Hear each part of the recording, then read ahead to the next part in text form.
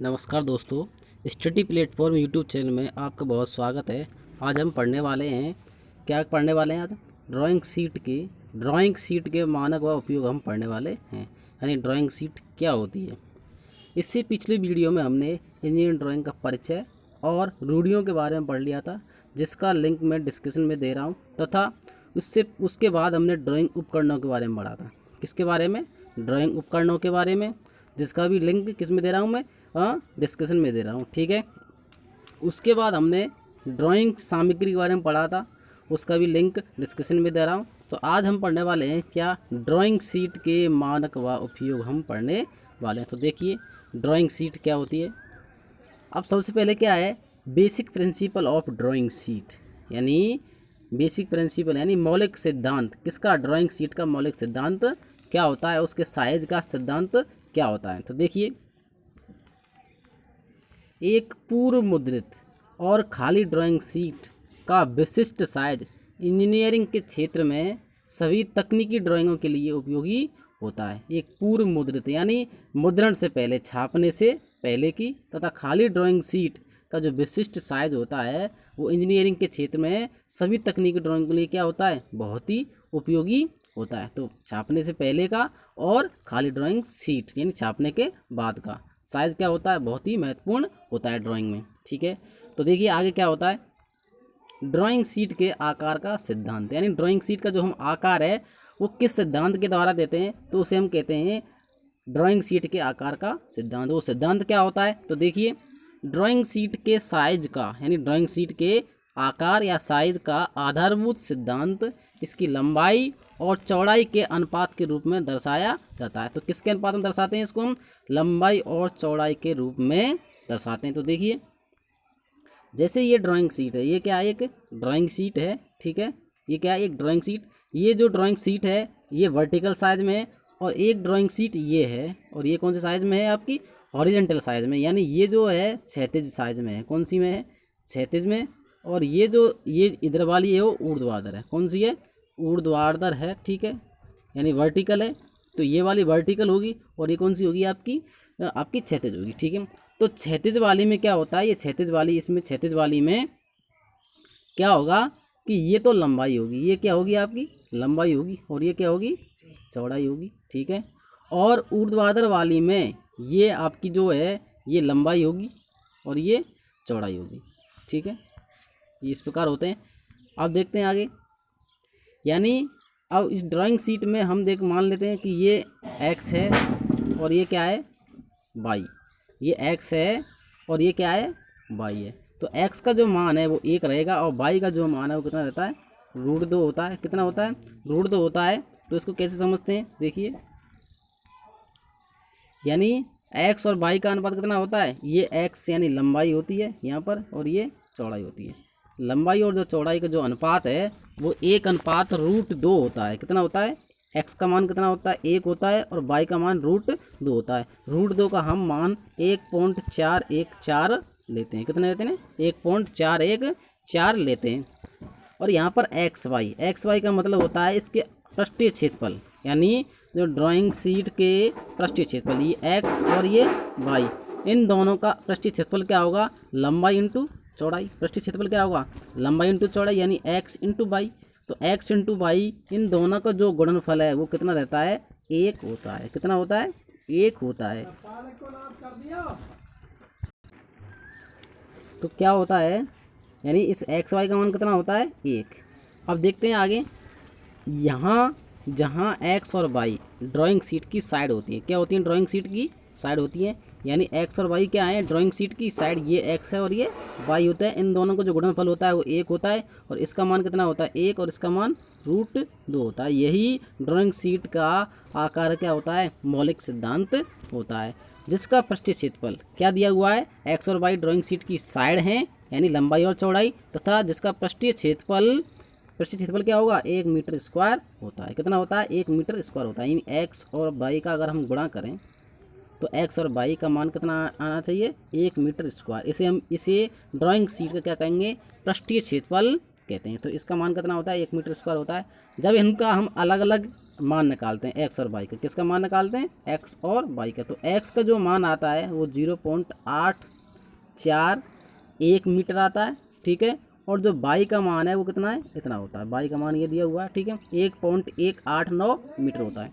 जब हम क्या करते हैं, इन दोनों का आपस में गुणा करते हैं, क्या करते हैं? गुणा करते हैं, तो इसका जो मान है वो कितना आएगा? 1 मीटर स्क्वायर के बराबर आता है। इसे ही हम इसका पृष्ठीय क्षेत्रफल कहते हैं। और लंबाई ये है और इसकी चौड़ाई ये होती है, ठीक है। और इस बात का ध्यान रखना है कि यहाँ तो ये मीटर में दिया हुआ है, लेकिन हमेशा हम ड्राइंग में जो लंबाइयाँ लेते हैं वो किस में लेते हैं? मिलीमीटर में लेते हैं, यानी mm में लेते हैं, ठीक है। देखते हैं इसके बाद क्या है। इसके बाद SP 46 2003 के अनुसार ड्राइंग शीट के आकार निम्नलिखित हैं। यानी SP 46 2003 एक नियम है, ठीक है, ISI का नियम है, इंडियन स्टैंडर्ड के इंस्टीट्यूट इसे कहते हैं, इंडियन स्टैंडर्ड इंस्टीट्यूट, भारतीय मानक संस्थान का जो नियम कौन सा? SP 46 2003 के अनुसार ड्राइंग शीट का आकार निम्नलिखित है। तो देखिए क्या है, एक ड्राइंग शीट के आकारों की श्रृंखला दो क्रमिक स्वरूप के साथ साथ संयोग से प्राप्त होती है। दो क्रमिक स्वरूप से क्या होती है? संयोग से प्राप्त होती है। जब हम दो ड्राइंग शीटों को यूँ आकार को इस प्रकार जो हम मिला दें, ठीक है, क्या कर दें, इस प्रकार आकार को मिला दें, तो ये दोनों साथ साथ जोड़ेंगे तो इनसे हमें क्या प्राप्त होता है? ड्राइंग शीट का आकार हमें प्राप्त होता है। देखिए कैसे, यह ड्राइंग शीट का स्वरूप इसकी लंबाई और चौड़ाई का क्या है? दोहरीकरण है। लंबाई और चौड़ाई का क्या होता है? या तो हम इसकी ये यहाँ पे इसको लंबाई मान रहे हैं, इसको क्या कर दें? दोहरा कर दें, ठीक है, तो ये भी इसका साइज निकाल देगा, ये भी इसका क्या आ जाएगा? साइज आ जाएगा। कैसे जाएगा? ये 1 हो जाएगा और ये 1√2 हो जाएगा। तो अगर हम इसको लंबाई यानी लंबाई को भी क्या करें? दोगुना करें तो भी हो जाएगा। और इसकी अगर हम चौड़ाई क्या करें, ये अगर हम ये इसकी जो ये तो लंबाई हो गई, यहाँ पे लंबाई को बढ़ाया था, अब हम क्या करें, इसकी जो चौड़ाई है, ये क्या है? चौड़ाई। अब इस चौड़ाई को भी हम क्या कर दें? बड़ा कर दें। क्या कर दें? इसको हम चौड़ाई को भी बढ़ा देते हैं। चौड़ाई को भी अगर हम बढ़ा दें, ऐसे क्या कर दें, इसको हम चौड़ाई को भी अगर हम बढ़ा दें तो क्या होगा? तो इससे इसका जो मान है वो कितना आ जाएगा? √2 आ जाएगा। कितना आ जाएगा? √2। यानी ये 1 हो जाएगा, ये 1 हो जाएगा लंबाई, और ये कितना हो जाएगा? √2। तो यानी चौड़ाई भी बढ़ाएं तो भी इसका मान आ जाएगा, और अगर लंबाई को भी बढ़ाएं तो इसका मान कितना आ जाएगा? 1:√2 में इसका आ जाता है, ठीक है। यही ड्राइंग शीट का मानक सिद्धांत होता है। तो देखिए, जिनके आकार का जो अनुपात कितना हो जाएगा? 1:√2 हो जाएगा, जो नीचे दिखाए गए चित्र से स्पष्ट है। कैसे होता है देखिए, यानी देखिए अगर यहाँ पर ये पूरी ड्राइंग शीट दी हुई है, ये जिसका जो आकार कौन सा है? A0, यानी A0 कितना है? A0, यानी ये इसका जो आकार होता है वो कितना होता है? 1 मीटर स्क्वायर। इसका पृष्ठीय क्षेत्रफल कितना होता है? 1 मीटर स्क्वायर होता है। इसमें जो x और एक y, x मतलब लंबाई और ये चौड़ाई, ठीक है। तो लंबाई का जो मान है वो 0.841 होगा, ठीक है, और चौड़ाई का जो मान है 1.189 होता है, ठीक है। तो ये मीटर में होते हैं, किस में होते हैं? मीटर में। तो यानी x का मान इतना होता है, और ये y का मान, यानी y क्या होती है? चौड़ाई, और यहाँ पर x लंबाई, ठीक है। इसका क्षेत्रफल इतना होता है। तो देखिए, यानी ये A0, ये A0 भी कहते हैं इसे, A0 शायद ये है, ठीक है। तो यहाँ पर क्या होगा? यानी ये तो 1 होगा और ये इसका मान कितना होगा? √2 होगा। टोटल क्या होगा ये? यानी ये 1 है, यानी ये x का मान है, और ये किसका मान है? y का मान, ठीक है। तो ये x का मान है। अगर हम क्या कर दें, ये हमें A1 लाना है, तो A1 लाने का इसको हम अगर लंबाई इधर की साइड से, जो इसकी जो बड़ी साइड है √2 की साइड से, इसको अगर हम क्या कर दें? आधा कर दें। क्या करें? इधर से आधा कर दें तो क्या हो जाएगा? यानी ये तो लंबाई है, और इसको चौड़ाई की साइड से क्या करते हैं? इसको आधा कर दें तो क्या प्राप्त हो जाएगा? हमें A1 प्राप्त हो जाएगा। क्या हो जाएगा? A1। अब A1 का जो साइज है, A1 का जो साइज है, ये वाला A1 का साइज, इसको अगर हम क्या कर दें? इसको यहाँ से आधा कर दें। इसको हम कहाँ से आधा कर दें? यहाँ से अगर हम इसको आधा कर दें तो क्या प्राप्त हो जाएगा हमको? A2। क्या प्राप्त हो जाएगा? A2। अब A2 का जो साइज है उसको अगर हम चौड़ाई की साइड से आधा कर दें, किधर से कर दें? चौड़ाई की साइड से कर दें, तो A3 प्राप्त होगा। और A3 का, अब जो A3 है, ये A3 है, अब इस A3 को आधा कर दें तो A2 प्राप्त होगा। कौन सा प्राप्त होगा? A2। और A2 का जो साइज है उसको अगर हम क्या कर दें? ऐसे आधा कर दें तो हमें प्राप्त हो जाएगा A1। यानी हम जितनी लंबी साइड है, सबसे बड़ी जो 1 मीटर स्क्वायर हो, अगर हम उसको आधा करते चले जाएंगे तो हमें अन्य साइज A0 से हमें A1 प्राप्त हो जाएगा, A1 से हमें A2 और A2 से हमें A3 और A3 से A4 हमें प्राप्त ये साइज होते जाएंगे। तो ये साइज कैसे कैसे होते हैं देखिए आगे कैसे प्राप्त होते हैं। अतः ड्राइंग शीट की दोनों साइडों के बीच अनुपात एक वर्ग के विकर्ण के रूप में होता है, एक वर्ग के विकर्ण के रूप में होता है। यानी जो ड्राइंग शीट की जो दोनों साइडों के जो मध्य है, यानी ड्राइंग शीट ये है, ठीक है।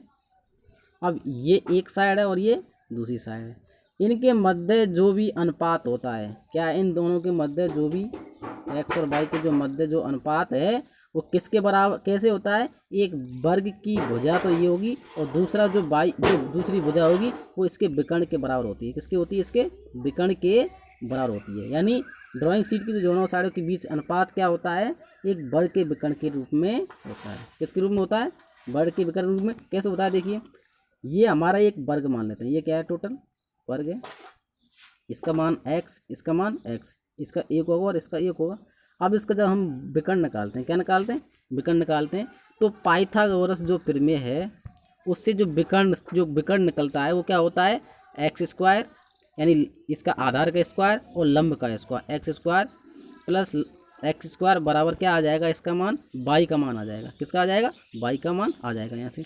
तो वाई स्क्वायर बराबर क्या हो जाएगा, वाई स्क्वायर बराबर क्या हो जाएगा, 2x स्क्वायर, क्या हो जाएगा 2x स्क्वायर।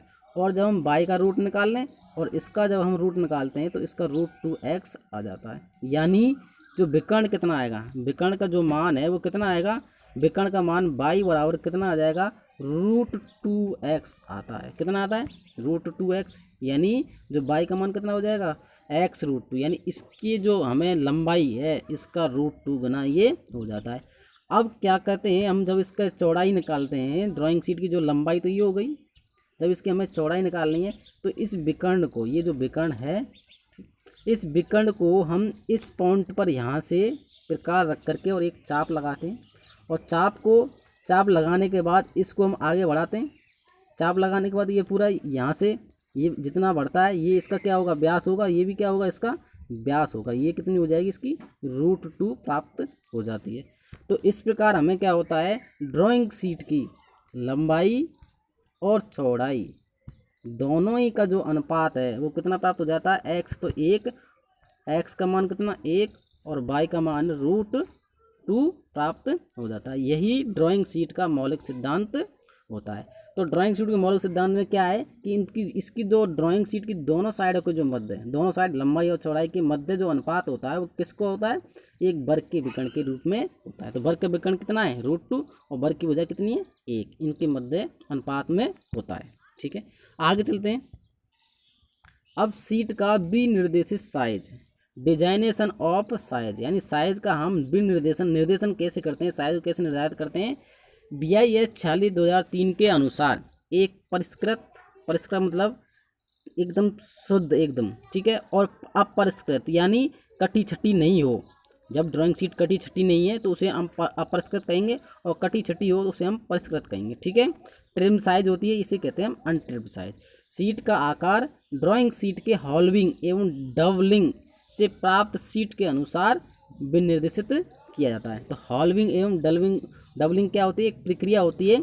प्रक्रिया से क्या होता है, अपरिष्कृत साइज से हमें और परिष्कृत साइज प्राप्त हो जाती है। तो कैसे प्राप्त होती है, हॉल्विंग एवं डबलिंग प्रक्रिया के माध्यम से। एक काटने का, ड्राइंग शीट को एक काटने का माध्यम होता है, उसके द्वारा हम उसको साइज में करते हैं।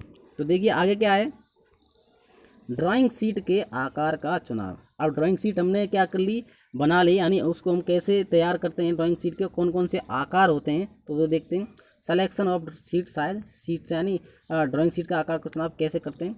तो देखिए, एक ड्राइंग शीट का चुनाव उसके मूल आरेखन की छोटी से छोटी शीट में आवश्यक स्पष्टता और संकल्प की अनुमति देने के आधार पर किया जाता है।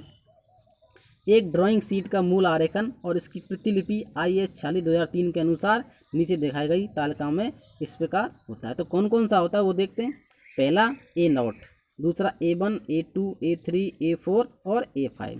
तो मैंने जो बताया था आपको कैसे तैयार करते हैं कि ये अगर यहाँ पे लंबाई है, ये क्या है लंबाई, और ये क्या है चौड़ाई, क्या है ये चौड़ाई। ठीक है, तो ये लंबाई और चौड़ाई ये हमेशा mm होती है। ट्रिम्ड साइज, यानी ये ट्रिम्ड का मतलब होता है परिष्कृत साइज, और अनट्रिम्ड का मतलब होता है अपरिष्कृत साइज, यानी ये काटने से पहले और ये काटने से बाद, यानी ड्राइंग शीट को काटने की पहले की साइज़ और ड्राइंग शीट को काटने के बाद की ये साइज़ होती है। तो हम इस साइज़ को ही काम में लेते हैं। तो देखिए कौन कौन सी साइज़ होती है ड्राइंग शीट की। ए नोट की जो साइज़ होती है 841 इंटू 1189, 841 इंटू 1189, यानी ये 1 होता है और ये √2 इसका गुना होता है, यानी 841 का √2 करते हैं, गुना करते हैं, तो इसका मान इतना 1189 आता है। और A1 का साइज़ 594। अब 594 कैसे होता है, जो इसकी जो हमें लंबी साइज़ है उसको हम आधा करते हैं। मैंने बताया था आपको, जैसे A1 ये साइज़ है हमारी A1 की, A0 की जो ये साइज़ है, और इसको अगर हम बीच में से, यानी ये कितना है आपका, देखते हैं, ये आपका 841 दिया हुआ है, कितना 841, और ये 1189 को अगर हम आधा कर दें, क्या कर देंगे 1189 को यहाँ से अगर हम आधा कर देंगे तो 1189 का आधा कितना आ जाएगा, ये 554 में आ जाएगा, कितना आ जाएगा 554 में आ जाएगा, और ये 841 आपका है ये। तो इस प्रकार ये हमें साइज क्या प्राप्त हो जाएगी, A1 साइज प्राप्त हो जाएगी। तो A1 का A0 का अगर हम आधा कर देते हैं तो A1 हमें प्राप्त हो जाता है। कैसे प्राप्त होता है, देखिए दोबारा देखते हैं, यानी ये हमारा 841 है, कितना है 841, और ये आपका क्या है 1189 है, ठीक है। अब 1189 है तो हम क्या करते हैं, इसको यहाँ से बड़ी साइज से आधा कर देंगे, तो ये जो हमें प्राप्त होगा इसका 554 में ये प्राप्त हो जाएगा, ठीक है। और कितना प्राप्त हो जाएगा, ये 554 में, और ये आपका किधर से देखिए, यानी इसका आधा कर रहे हैं, ऐसे हम यहाँ से इसका आधा करेंगे तो ये प्राप्त होगा आपका कितना 554 में, इसका आधा कर रहे हैं, इसका यहाँ से आधा कर दिया यहाँ से, तो ये इसमें से इस टोटल लंबाई में से 1100 में से ये कट गया, तो ये कितना बचेगा 554 में, और ये कितना हो जाएगा 841। तो इस प्रकार हमें A1 का साइज प्राप्त हो जाता है। इसी प्रकार A1 से हम A2 प्राप्त कर सकते हैं, इसका आधा करके 841 का अगर हम आधा कर देंगे 420 हो जाएगा, और इसको पीछे लिख देते हैं तो ये प्राप्त हो जाता है। और A3 का साइज A2 से इस प्रकार ये प्राप्त होता है। इन दोनों को हम क्रॉस ऐसे मल्टीप्लाई कर दें, ऐसे क्रॉस में जोड़ दें, तो हमें क्या प्राप्त हो जाएंगे, अन्य साइज और प्राप्त होते चले जाते हैं। ये मैंने पिछली वीडियो में बताया था आपको। और देखते हैं आगे क्या है, आगे है स्पेशल एलोंगेटेड सीरीज, यानी कभी कभी हमें क्या होता है, कुछ ज़्यादा ही बड़ी ड्राइंग शीट की आवश्यकता पड़ती है, इसलिए हम इन स्पेशल एलोंगेटेड सीरीज का हम प्रयोग में लेते हैं। तो इसमें क्या होता है, जैसे A3 को हमें 3 गुना, A3 की जो साइज़ है, अब जो A3 की जो साइज़ है वो कितनी दे रखी है आपको, A3 की जो साइज़ कितनी दे रखी है, A3 की साइज़ दे रखी है 297 इंटू 420, कितनी दे रखी है 297 इंटू 420, A3 यानी 297 इंटू 420, ये किसकी साइज़ दे रखी है आपको, A3 की साइज़ दे रखी है। अब A3 को 3 गुना करना है, क्या करना है 3 गुना, तो हमें क्या करना है, जो बड़ी साइज़ है इसकी, जो इसकी चौड़ाई है, ये यहाँ पर ये तो चौड़ाई मानी जाएगी, क्या माना जाएगी, ये चौड़ाई, यानी जो लंबी है वो लंबाई मानी जाएगी, और ये क्या मानी जाएगी चौड़ाई। तो ये चौड़ाई, ये क्या कहलाएगी चौड़ाई, चौड़ाई हमेशा लंबाई से कम होती है, क्या होती है, हमेशा चौड़ाई क्या होती है, लंबाई से कम होती है। तो क्या होता है, यानी 297 को क्या करेंगे हम 3 गुना करेंगे, इंटू ये, और आगे क्या हो जाएगा इंटू 420, तो यानी इस 420 को, अब यहाँ पर ये तो क्या हो जाएगी आपकी लंबाई हो जाएगी, और ये क्या हो जाएगी चौड़ाई। 420 को पहले लिखेंगे और 891 को, इन दोनों को तीनों गुणा करते हैं तो ये इतना आ जाता है।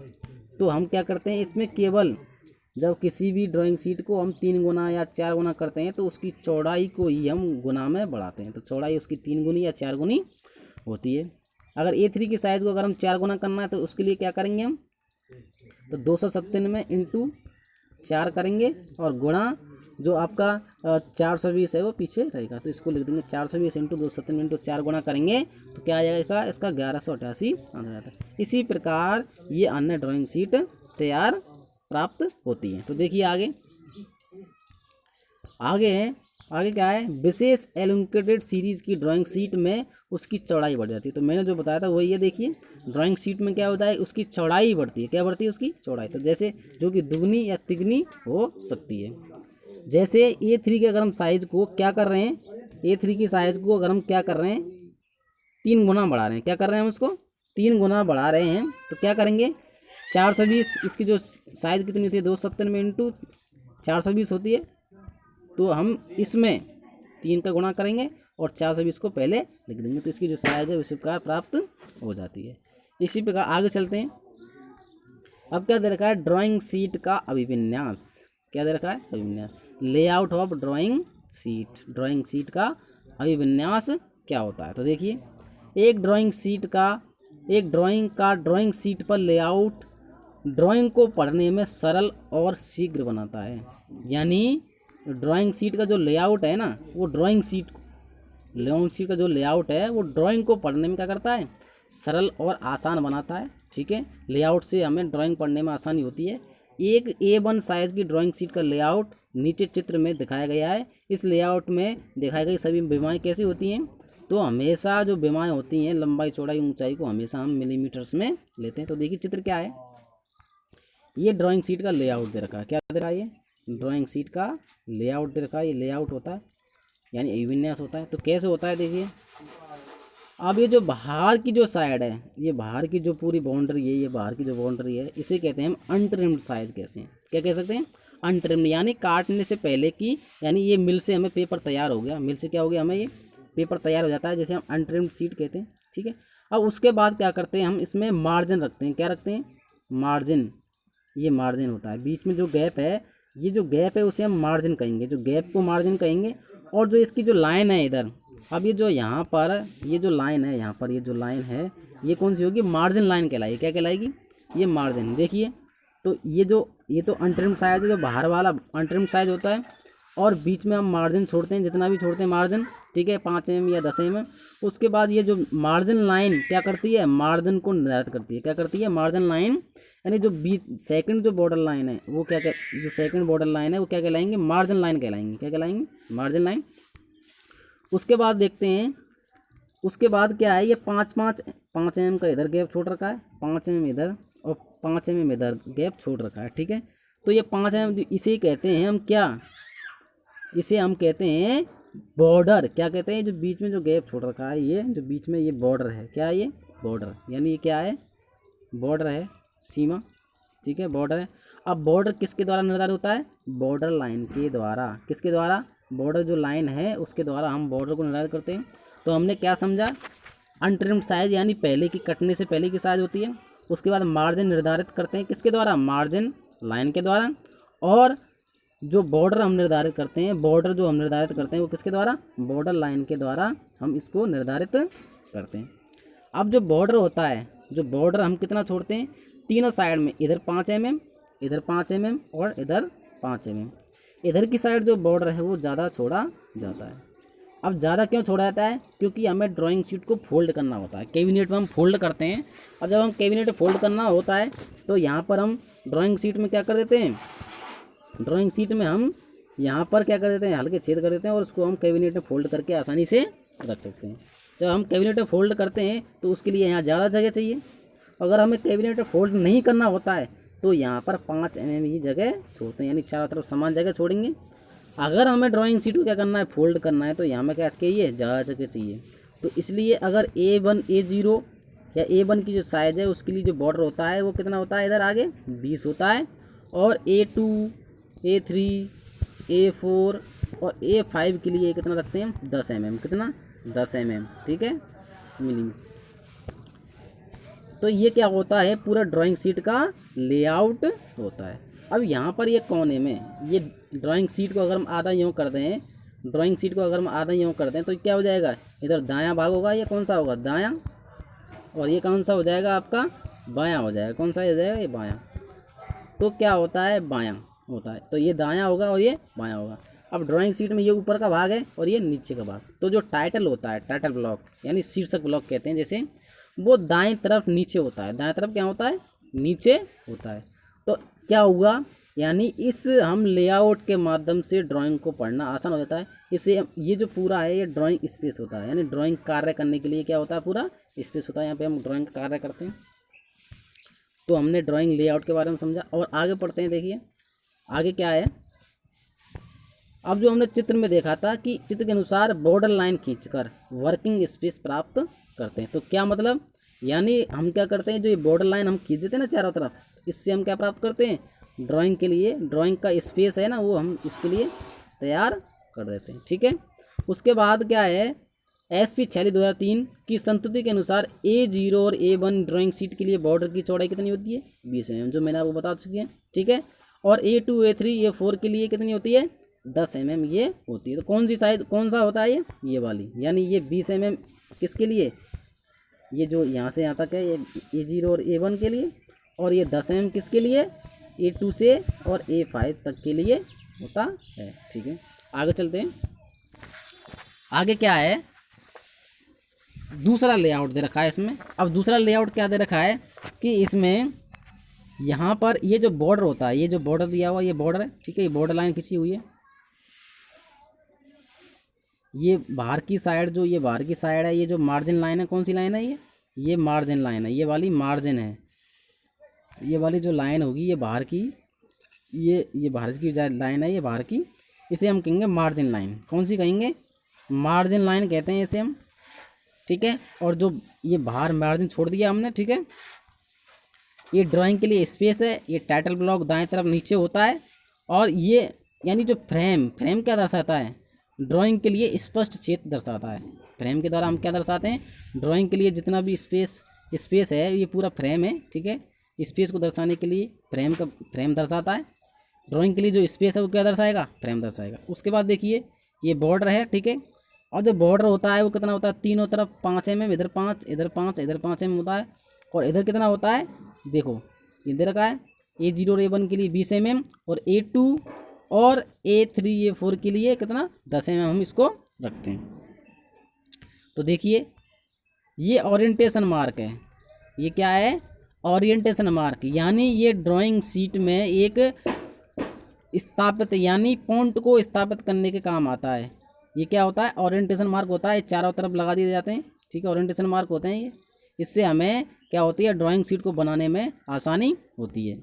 उसके बाद ये ग्रिड रेफरेंस होते हैं, यानी ड्राइंग शीट को एक समान भागों में बांटना ही क्या कहलाता है, ग्रिड रेफरेंस कहलाता है। अब ग्रिड रेफरेंस इधर की साइड जो होता है वो कैपिटल अक्षर में देते हैं, किस में देते हैं हम, कैपिटल अक्षर में, यानी कैपिटल अक्षरों में, और इधर हम जो ग्रिड रेफरेंस देते हैं वो किस में देते हैं, अंकों में देते हैं। तो इधर की साइड जो होता है वो ग्रिड रेफरेंस अंकों में होता है, और इधर क्या होता है, ये अक्षरों में होता है, किस में होता है, अक्षरों में। ग्रिड रेफरेंस दो तरीके देते हैं, अक्षरों में इधर देते हैं, ये कैपिटल अक्षर में दिए जाते हैं, किस में जाते हैं, कैपिटल अक्षरों में। कैपिटल अक्षर होते हैं उनमें हम ग्रिड रेफरेंस क्या देते हैं, और इधर की साइड हम इसको अंकों में देते हैं। तो ये ड्राइंग शीट का जो लेआउट है वो दे रखा है कि ड्राइंग शीट में हम कैसे कार्य करते हैं। फ्रेम इसका एक स्पष्ट क्षेत्र दर्शाता है। टाइटल ब्लॉक में हम आवश्यक जानकारी लिखते हैं, अपना नाम, कॉलेज का नाम, ठीक है, और कौन सी फर्म है अगर फर्म का नाम लिखते हैं, ड्राइंग शीट का नंबर, सब इसमें हम लिखते हैं। ओरिएंटेशन मार्क क्या करता है, ड्राइंग शीट के पॉइंट को दर्शाता है कि इससे अगर हम आगे चलें तो इसको हम 0 मान के और आगे हम इसको बढ़ सकते हैं, ठीक है। आगे देखते हैं, चित्र के अनुसार इजी लोकेशन जैसे डिटेल, अट्रैक्शन, एडिशन दिखाने के लिए ग्रिड रेफरेंस सिस्टम देते हैं। जो मैंने आपको बताया था ग्रिड रेफरेंस देते हैं, तो ग्रिड रेफरेंस कौन सा होता है, ये ग्रिड रेफरेंस होता है, इधर देना और ये इधर अक्षरों में और इधर अंकों में, ये क्या कहलाता है, ग्रिड रेफरेंस कहलाता है। देखिए इस आयताकार ग्रिड की लंबाई पर कैसे देते हैं इसको, 1 2 3 के रूप में, और चौड़ाई पर कैसे देते हैं, कैपिटल अक्षरों में हम इसको देते हैं। तो देखिए लंबाई, ये तो लंबाई है, लंबाई ज़्यादा होती है, लंबाई में हम अंकों में देते हैं, कैसे देते हैं, अंकों में, कैसे देते हैं, अंकों में। और यहाँ पर जो चौड़ाई है उसको कैसे देते हैं, हम अक्षरों में देते हैं, किस में देते हैं, ग्रिड रेफरेंस जो अक्षरों में देते हैं, ठीक है। तो ये चौड़ाई में कैसे देते हैं हम इसको, ABCD के रूप में, और लंबाई में क्या देते हैं, अंकों में 1 2 3 4 के रूप में हम इसको देते हैं।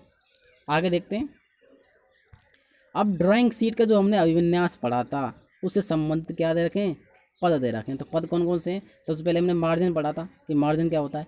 ड्राइंग शीट में मार्जिन लाइन द्वारा प्रदान किया जाता है। जो मार्जिन हमने बताया था कि जैसे ये हमारा एक तरह से मार्जिन लाइन है, ये कौन सी लाइन है, मार्जिन लाइन हो गई, और इसमें जो हमने बीच में एक और गैप दे दिया और ये क्या हो जाएगा, मार्जिन हो जाएगा। क्या हो जाएगा, ये जो है मार्जिन है, ठीक है। तो देखिए ड्राइंग शीट में मार्जिन लाइन द्वारा प्रदान किया जाता है। मार्जिन लाइन का फ्रंट ड्राइंग शीट का क्या होता है, परिष्कृत साइज होता है। तो देखिए कैसे होता है ये, यानी ड्राइंग शीट में जो मार्जिन होता है, ये मार्जिन किसके द्वारा प्रदान कर रहे हैं, इसको हम मार्जिन लाइन के द्वारा कर रहे हैं। और मार्जिन लाइन का जो साइज होता है उसे हम क्या कहते हैं, ट्रिम्ड साइज कहते हैं। क्या कहते हैं हम, ट्रिम्ड। यानी मार्जिन लाइन का द्वारा प्रदान किया जाता है, और ये मार्जिन लाइन का ही प्रिंट क्या कहलाता है, ट्रिम्ड साइज। यानी परिष्कृत साइज जो हम काम में लेते हैं वही परिष्कृत साइज होता है। तो देखिए आगे चलते हैं। आगे क्या है, border line. Border line drawing sheet के चारों ओर बॉर्डर लाइन खींचकर एक स्पष्ट कार्य क्षेत्र उपरोक्त चित्रानुसार प्राप्त होता है। शीट के बाईं तरफ बॉर्डर लाइन द्वारा रखा गया अधिक क्षेत्र शीट को फाइलिंग व बाइंडिंग करने के उपयोग में लाया जाता है। यदि शीट को बाइंडिंग और फाइलिंग नहीं करना है, नहीं करके कैबिनेट में स्टोर करते हैं, तो बॉर्डर लाइन द्वारा शीट के चारों तरफ बराबर क्षेत्र हम देते हैं। तो इसका मतलब क्या है, देखिए इसका मतलब ये है कि यानी जो बॉर्डर लाइन है, ये बॉर्डर लाइन है, बॉर्डर लाइन के द्वारा क्या करते हैं हम, ये बॉर्डर हम तैयार करते हैं। तो ये बॉर्डर हो गया, ठीक है। बॉर्डर तीनों तरफ तो कैसे देते हैं, अगर इसको हम के ड्राइंग शीट को किस में कर रहे हैं, बाइंडिंग या फोल्डिंग कर रहे हैं, तो तीनों तरफ क्या देते हैं, 5-5 mm देते हैं, और एक तरफ हम क्या देते हैं, ज़्यादा देते हैं। वो कि साइड शीट के अनुसार निर्भर करता है। A0 के लिए और A1 के लिए कितना होता है, 20 होता है, और अन्य के लिए A2 से और A5 के लिए कितना होता है, ये होता है 10 mm। बॉर्डर ये इतना होता है, ठीक है। तो बॉर्डर समझ में आ गया। अब बॉर्डर के बाद क्या है, बॉर्डर के बाद देखते हैं। देखिए बॉर्डर के बाद क्या है, बॉर्डर एवं फ्रेम। तो बॉर्डर लाइन के द्वारा क्या प्राप्त करते हैं, बॉर्डर, ठीक है। अब बॉर्डर लाइन ही क्या कहलाती है, फ्रेम कहलाती है। जैसे IS के SP 46 2003 के अनुसार A0 और A1 की साइज़ के लिए जो बॉर्डर की चौड़ाई कितनी होगी, 20 mm, और A2 से A5 के लिए 10 mm रखी जाती है। एक ड्राइंग उद्देश्य के लिए एक स्पष्ट क्षेत्र फ्रेम द्वारा हम निर्धारित करते हैं। तो इसका मतलब क्या है, देखिए मैंने आपको समझाया था, यानी इसमें समझाया था। देखिए स्पष्ट कार्य क्षेत्र किसके द्वारा निर्धारित करते हैं हम, फ्रेम के द्वारा। किसके द्वारा, फ्रेम के द्वारा हम निर्धारित करते हैं। यानी ये जो फ्रेम है इसके द्वारा स्पष्ट कार्य क्षेत्र तैयार करते हैं, ठीक है। और जो बॉर्डर होता है वो कितना होता है, 20 mm इसके लिए और 10 mm इन ड्राइंग शीटों के लिए होता है। आगे देखते हैं। आगे है ओरिएंटेशन मार्क, अनुस्थापन चिन्ह कहते हैं। जैसे हिंदी में ड्राइंग शीट पर चारों साइडों में 4 सेंटर मार्क किए जाते हैं, जो ड्राइंग की स्थिति को पुनः उत्पादित करने के उद्देश्य के लिए सुविधा हमें प्रदान करते हैं। तो ओरिएंटेशन मार्क क्या होते हैं, यानी ओरिएंटेशन मार्क क्या होते हैं, ये ओरिएंटेशन मार्क होता है। ये क्या होता है, ओरिएंटेशन मार्क। ये चारों तरफ बीच में निर्धारित कर देते हैं। कहाँ कर देते हैं, चारों तरफ बीच में। ये क्या करते हैं, यानी ड्राइंग को बीच में पुनः उत्पादित करने काम में आते हैं। जैसे हम यहाँ से 0 माना तो यहाँ से यहाँ तक आ गए, लेकिन हम यहाँ से आगे बढ़ेंगे तो बहुत हमें नापना पड़ेगा, इसलिए हम इसको यहाँ ओरिएंटेशन मार्क को ये 0 निर्धारित कर देगा, और ये पुनः दोबारा शुरुआत कर देगा। क्या कर देगा, पुनः यहाँ की जो शुरुआत है उसको यहाँ से दर्शा देता है। ये ओरिएंटेशन मार्क का काम होता है। आगे देखते हैं ओरिएंटेशन मार्क के बाद क्या है। ये ओरिएंटेशन मार्क का क्या होता है, सिंबल होता है। अब क्या है, मैट्रिक रेफरेंस ग्रेजुएशन, यानी अब क्या दिया हुआ है आपका, मैट्रिक रेफरेंस ग्रेजुएशन दिया हुआ है, ठीक है।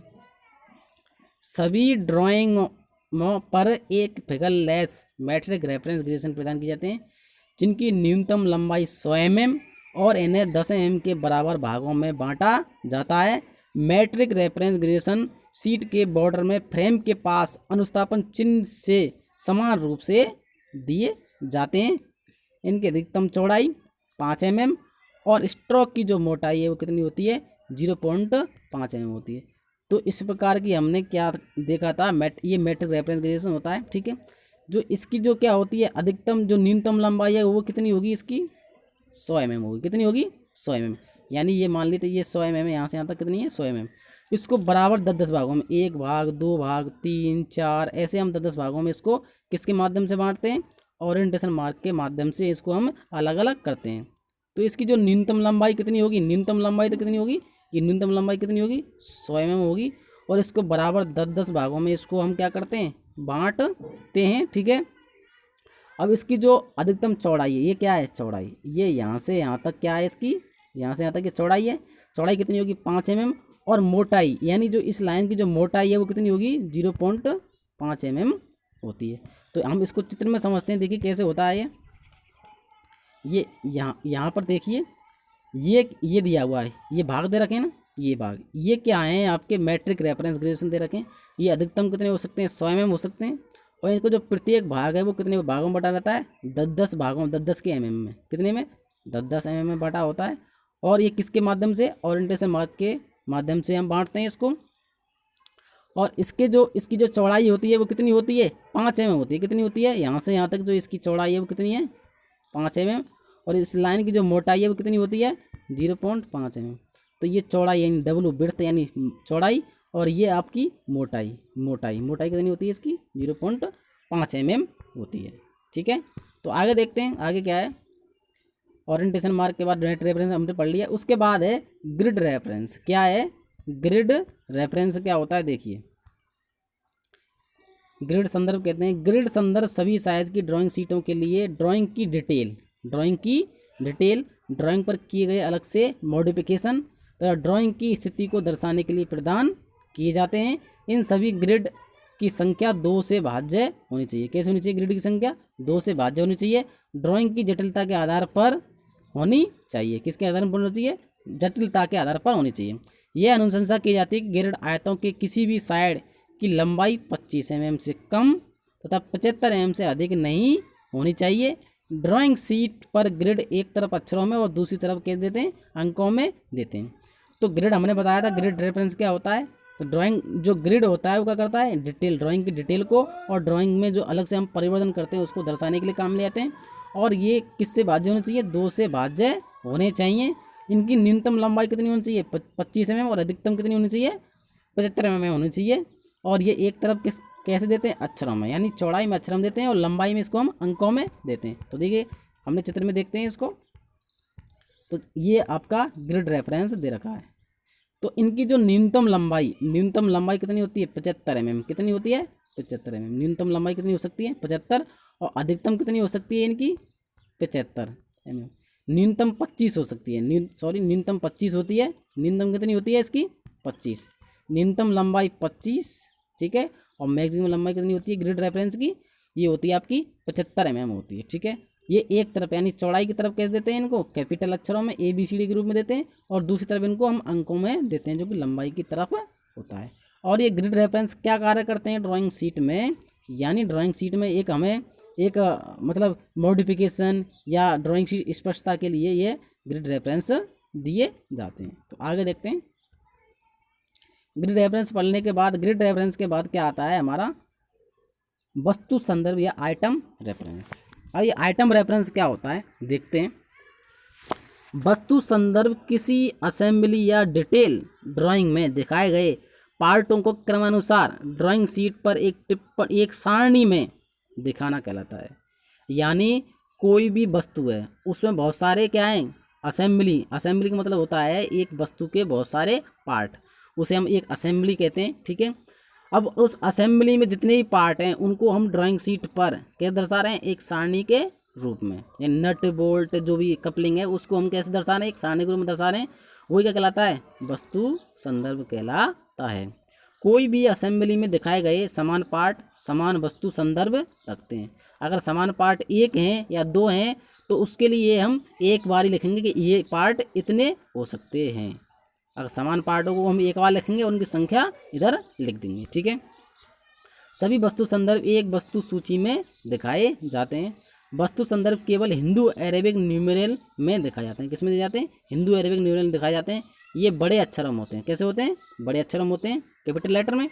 पूरी ड्राइंग पर इनमें अक्षरों की ऊंचाई कैसी होती है, समान होती है। ड्राइंग पर अक्षरों की ऊंचाई हमेशा कैसी होती है, समान होती है। नीचे उदाहरण में एक असेंबली दिखाई गई है जिसकी वस्तु सूची वस्तु संदर्भ को दिखाया गया है। देखिए कैसे है, ये हमारा एक वस्तु है। अब इसमें वस्तु में बहुत सारे पार्ट हैं। देखिए पहला पार्ट ये कहलाता है, दूसरा पार्ट ये है, तीसरा ये है, चौथा ये, पांचवा ये पार्ट, छठवां ये है, सातवां ये है और आठवां ये, ठीक है। 8 9 10 को 8 यहाँ पे भी है ये, तो ये बोल्ट है, ये भी बोल्ट है, 8 हो गया। उसके बाद 9 10 11 इसमें हुए हैं, ठीक है, और 12 ये वाला है। अब इसमें जितने भी ये आइटम हैं, जितने भी क्या हैं, ये 1 से लेकर 12 तक जो भी आइटम है इनको हम क्या करें, नाम और इनकी संख्या के रूप को क्या कर रहे हैं हम एक सारणी के रूप में व्यक्त करते हैं। देखो कैसे करते हैं। सबसे पहले बेस, अब बेस की संख्या इसमें कितनी है, बेस यानी बेस ये है, अब ये पूरा बेस है तो बेस की संख्या कितनी है इसमें, एक है, ठीक है। बॉटम हाउसिंग, बॉटम जो हाउसिंग है उसकी कितनी है, ये जो दो है, ये 2 नंबर क्या कहलाता है, ये बॉटम की हाउसिंग है। उसके बाद तीसरा क्या है, टॉप हाउसिंग, तीसरे नंबर पे जो टॉप हाउसिंग है वो ये टॉप हाउसिंग है, ये वाली टॉप हाउसिंग है, तो ये कितनी है, तीसरे नंबर पे ये बॉटम हाउसिंग, ये टॉप हाउसिंग, और ये क्या है आपका बेस। उसके बाद जो चौथे नंबर पे है वो बेयरिंग, चौथे नंबर पे क्या है, बेयरिंग है। पाँचवें नंबर पे है फिलिंग प्लग, पाँचवें नंबर पे क्या है, ये जो ये तो बेयरिंग है, देखिए ये बेयरिंग है, और ये क्या है, फिलिंग प्लग, एक ही बेयरिंग है, फिलिंग प्लग भी एक ही है, ठीक है। एक नंबर लिखा हमने इसमें, संख्या कितनी लिखी, एक लिखी, जिनकी एक एक संख्या को लिखते जाएंगे इधर, और उनका हम नाम लिखते जाते हैं।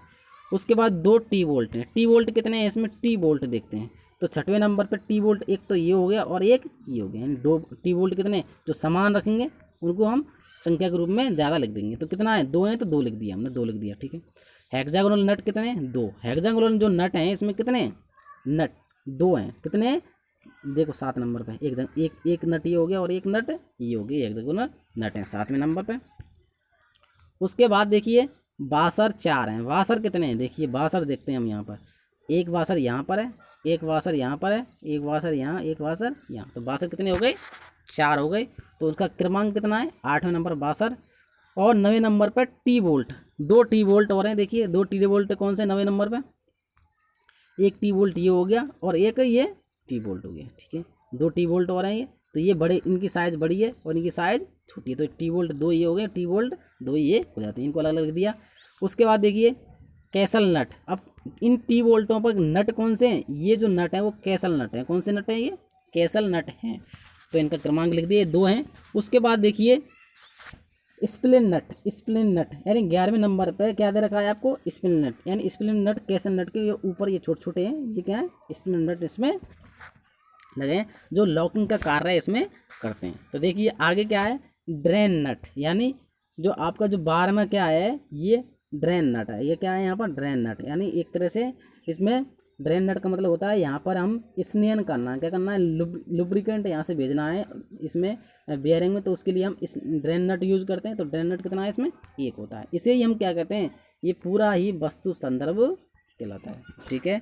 तो हमने ड्राइंग शीट के लेआउट के बारे में पूरा पढ़ चुके हैं। उसके बाद क्या है, देखिए शीर्षक ब्लॉक है, अभी जो हमने पढ़ा है ये पूरा ड्राइंग शीट का लेआउट पढ़ लिया। अब ड्राइंग शीट के लेआउट में सबसे लास्ट में क्या है, शीर्षक ब्लॉक रह गया। शीर्षक ब्लॉक क्या होता है, जिसे हम टाइटल ब्लॉक कहते हैं, ठीक है। अब टाइटल ब्लॉक क्या है, देखिए ड्राइंग शीट पर शीर्षक ब्लॉक की स्थिति नीचे की ओर दाईं तरफ कॉर्नर में रखी जाती है, यानी ये ड्राइंग शीट है और टाइटल ब्लॉक कहाँ होगा, यहाँ नीचे की तरफ, ये दायां भाग है और ये बायां भाग है, ये बायां है और ये कौन सा है, दायां, तो दायां को राइट कहते हैं, इसको लेफ्ट कहते हैं, तो ये नीचे की तरफ यहाँ पर टाइटल ब्लॉक होता है, ठीक है।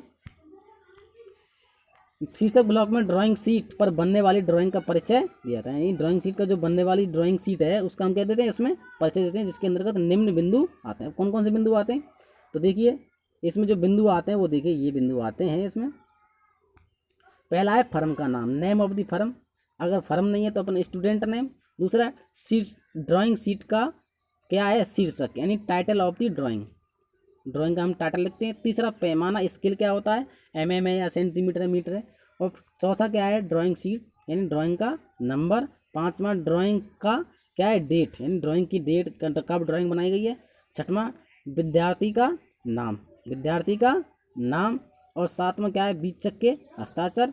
और आठवां ड्राइंग पर बनाई गई सभी ड्राइंग की संख्या, शीट पर जो बनाई गई सभी ड्राइंग की संख्या कितनी है वो भी दर्शाते हैं। तो हमें इन अंकों का, इन बिंदुओं का होना टाइटल ब्लॉक में होना जरूरी होता है। अब टाइटल ब्लॉक देखिए कैसा होता है। IHSP 40 2003 के अनुसार शीर्षक ब्लॉक यानी टाइटल ब्लॉक का जो साइज होता है वो कितना होता है, 185 × 65, यानी लंबाई कितनी होती है 185 और चौड़ाई कितनी होती है 65 mm होती है, तथा 170 × 65 mm, ये 2 साइज होती हैं और इनमें से सबसे ज़्यादा ये ही मानक मानी जाती है। शीर्षक ब्लॉक एक और अधिक आयतों द्वारा बना होता है। ये इसे उपभागों में बॉक्सों के रूप में बांटा जाता है जिनमें विशिष्ट सूचना लिखते हैं। तो शीर्षक जो ब्लॉक है एक और कैसे बटा होता है, अधिक आयतों में इसको हम बांटते हैं, ठीक है। अधिक आयतों में कैसे बांटते हैं, देखिए ये शीर्षक ब्लॉक है, एक और इधर अधिक आयतों में, इनमें क्या है विशेष जानकारी हम लिखते हैं, क्या लिखते हैं इनमें हम विशेष जानकारी हम इसमें लिखते हैं, ठीक है। नीचे दिए गए चित्र में ये टाइटल ब्लॉक दिया हुआ है, तो टाइटल ब्लॉक में क्या है, यहाँ पर frame name of the firm यानी जैसे अपने कॉलेज का नाम यहाँ लिखते हैं। उसके बाद यहाँ पर टाइटल यानी ड्राइंग का टाइटल, हम कौन सी ड्राइंग बना रहे हैं, ठीक है, किसकी लाइन की ड्राइंग बना रहे हैं या ड्राइंग का परिचय बना रहे हैं या हमें ऑर्थोग्राफ व्यू बना रहे हैं, जो भी हम यहाँ पर लिखेंगे। स्केल आपका दिया हुआ वो स्केल को हम यहाँ लिखेंगे, ठीक है। ये सिंबल है ऑर्थोग्राफिक के लिए, क्या होता है ये सिंबल होता है। अब हमने सबसे पहले देखा कि इसकी जो लंबाई होती है 185 mm होती है और इसकी चौड़ाई कितनी होती है 65 mm होती है। स्केल के लिए 25 mm और टाइटल के लिए 105 mm और ये जो हमने विशिष्ट जानकारी है उसके लिए 55 mm होता है। यहाँ पर हम ड्राइंग का नंबर लिखते हैं कि ड्राइंग नंबर कौन सी है। ये जो इसकी चौड़ाई होती है वो 20 mm होती है। अब इसमें जो बचा हुआ है कितना, ये 20 mm हटा देंगे तो पैसे में कितना बचेगा ये, ठीक है, ये बचेगा आपका 45 ऊपर जो होता है ये नाम और डेट, जैसे डिज़ाइन यानी ड्राइंग शीट को किसने डिज़ाइन किया, किसने उसको बनाया और किसने उसको चेक किया और किसने उसका मानक स्टैंडर्ड दिया और उसके बाद अप्रूव कौन किया, तो उनके नाम यहाँ आ जाएंगे और डेट यहाँ पर आ जाती है। तो ये ड्राइंग शीट का क्या होता है, ये टाइटल ब्लॉक होता है, समझे। टाइटल ब्लॉक पढ़ लिया तो हमने ड्राइंग शीट के बारे में पूरा पढ़ चुके हैं कि ड्राइंग शीट क्या होती है, ठीक है। अब उसके बाद क्या आता है कि ड्राइंग को हम बना तो लेंगे, अब बनाने के लिए कुछ नियम होते हैं। वो कौन कौन से नियम होते हैं, देखिए। त्रुटि रहित ड्राइंग बनाने के मुख्य बिंदु, अब बिंदु कौन कौन से होते हैं। ड्राइंग का कार्य प्रारंभ करने से पूर्व सभी उपकरणों, जो भी ड्राइंग इंस्ट्रूमेंट है, ड्राइंग बोर्ड, मेज, सेट स्क्वायर, रबड़ को रूमाल से अच्छी तरह से साफ कर लेना चाहिए, ठीक है। पेंसिल को छीलते समय पेंसिल की छीलन टेबल पर या सीट पर कभी भी नहीं गिरनी चाहिए, इस बात का ध्यान रखना चाहिए, ठीक है। जो पेंसिल हम छीलते हैं तो हमेशा अलग से छीलना चाहिए, उस पर ड्राइंग जो हम किस पर टेबल पर नहीं छीलना चाहिए।